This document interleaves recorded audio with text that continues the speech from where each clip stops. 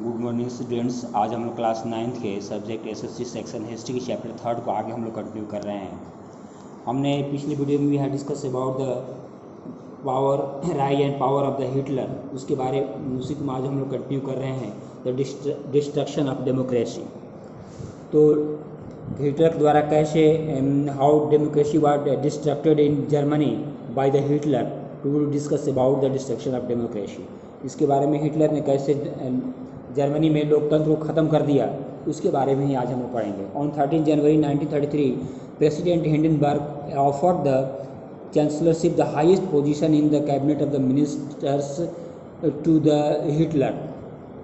जो cabinet minister में सबसे बड़ा एक पद होता है चांसलर का, जर्मनी में पद होता है चांसलर, तो वहाँ के राष्ट्रपति हिंडनबर्ग ने वहाँ पर हिटलर को चांसलर बना दिया।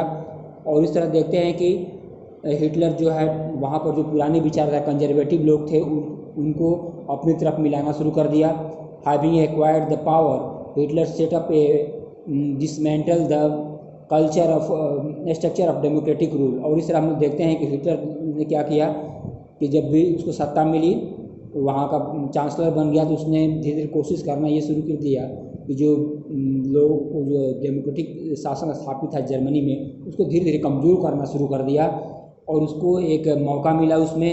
मैस्टियस 5 was broke out in the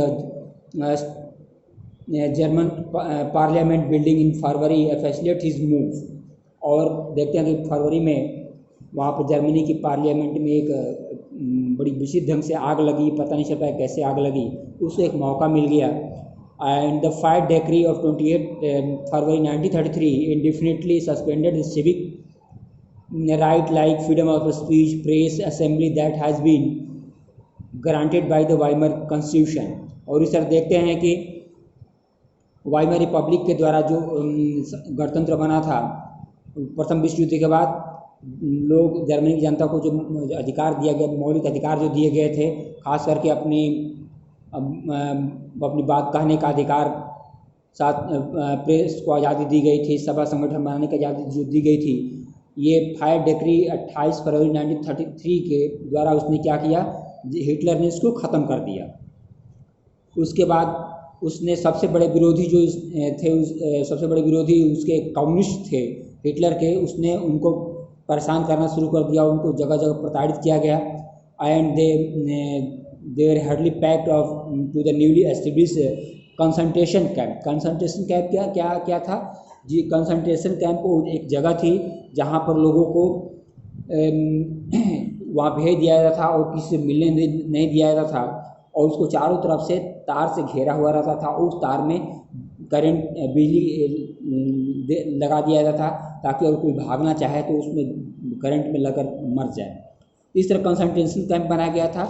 तो उसने क्या किया कि बहुत सारे जो कम्युनिस्ट थे उनको उन्होंने कंसंट्रेशन कैंप में भेज दिया और उनको जगह जगह प्रताड़ित किया गया।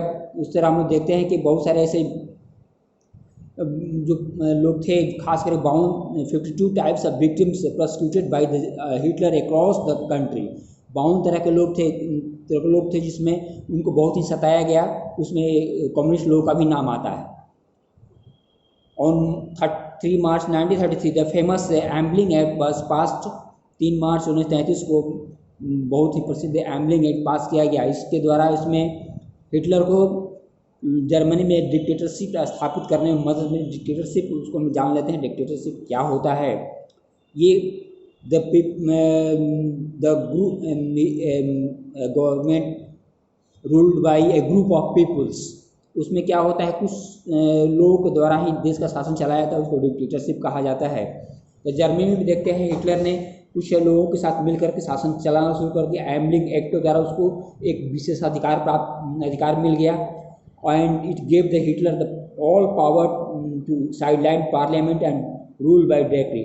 और इस एम्बलिंग एक्ट के द्वारा हिटलर को अधिकार मिल गया तो संसद भवन के जो भी निर्णय उसको हट करके, संसद भवन जो पार्लियामेंट उसके निर्णय को न मानते हुए अपने आदेश के माध्यम से, केवल आदेश देकर के देश का शासन चलाना शुरू कर दिया। All political parties and trade unions were banned except the Nazi party and its affiliates. इस तरह हम लोग देखते हैं बहुत सारी जो बहुत सारी पार्टियां थी उनको और जो मजदूर संगठन थे उन पर उसने रोक लगा दिया, बैन कर दिया, रोक लगा दिया गया। तो नाजी पार्टी और उसके जो सम्मिलित संगठन थे उनको ही काम करने की आज़ादी दी गई। और इस तरह देखते हैं कि state establish complete control over the economy, media, army and judiciary. इस तरह देखते हैं कि राज्य का पूर्ण रूप से इकोनॉमी पर, मीडिया और आर्मी और जुडिशरी पर पूरी तरह से नियंत्रण स्थापित हो गया।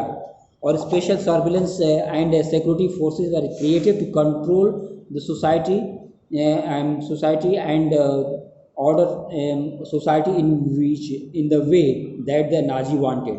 और उस तरह एक विशेष पुलिस बल बनाया गया ताकि जर्मनी के समाज को इस तरह बनाया जाए कि जिस कहने का मतलब है कि नाजी लोग, खासकर हिटलर जैसा चाहता था कि देश की जनता पर शासन किया जाए और इस ढंग से बना दिया जर्मनी समाज को कि हिटलर का समर्थन करे। उसके लिए अलग से पुलिस बल बनाया गया। उसके लिए अलग से बहुत सारे पुलिस थे ही, स्टार्म ट्रूपर्स के नाम से जाना जाता है। फिर ये ग्रीन पुलिस, रेगुलर पुलिस जो थी ग्रीन यूनिफॉर्म में रहती थी।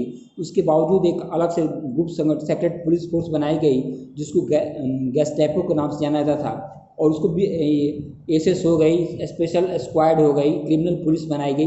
यानी कहने का मतलब बहुत सारे पुलिस संगठन बनाए गए और उनको विशेष संविधान में के द्वारा बहुत सारा अधिकार दिया गया ताकि देश की जनता पर मनमाने ढंग से उनको जब चाहें गिरफ्तार कर लें, उनको कंसंट्रेशन कैंप में भेज दें।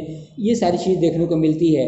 गस्टेपो में क्या हो, टॉर्चर चैम्बर होता था जिसमें पुलिस, जो गुप्तचर पुलिस थी उसमें लोग बहुत सारे लोगों को रखती थी और उसमें कोई ज़रूरी नहीं कि वो व्यक्ति अपराध किया ही हो।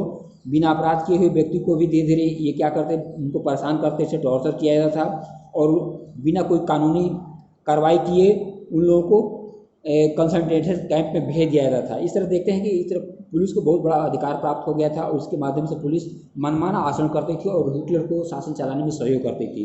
और देश जर्मनी की जनता बहुत परेशान थी और उसने अपनी बात जर्मनी की जनता को अपनी बातों से उसने बहुत सारा आकर्षित कर लिया था हिटलर, और अपने को एक मसीहा के रूप में पेश किया था।